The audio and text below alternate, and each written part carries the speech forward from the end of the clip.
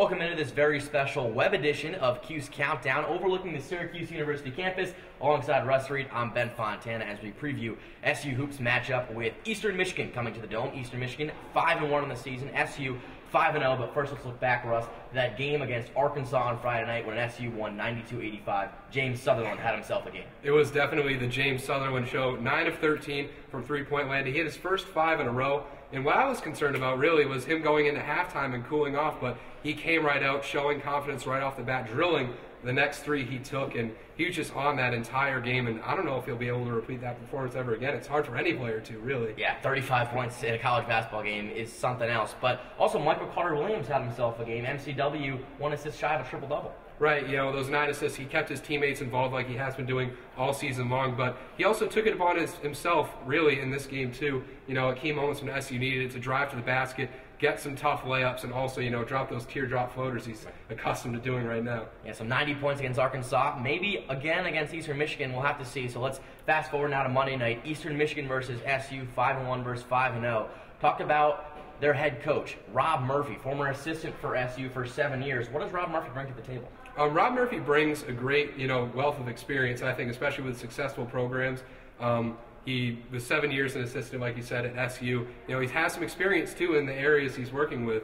He was a Detroit area high school coach for 7 seasons. You know, he was doing a great job in recruiting. Now I think he'll build up eventually. And he also is an assistant at Kent State, which also plays in the MAC. So he knows what's going on in that conference. And Rob Murphy might also know what's going on with Syracuse. That 2-3 zone is something he uses too. So what should we expect from the Eagles team?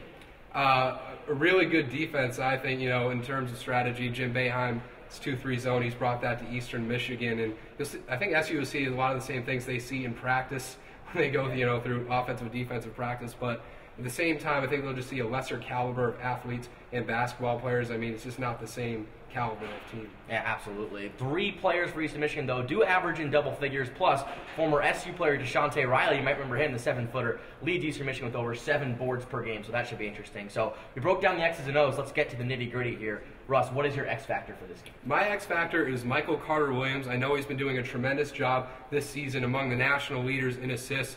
But in that Arkansas game, I did, see great flashes, but I also saw some, lackluster, passes, lack of concentration. He threw in a half-court alley-oop one time that just almost went into the stands. And, he did struggle against pressure sometimes. He dribbled straight into a double team on one play that I saw and then just made a lazy pass afterward.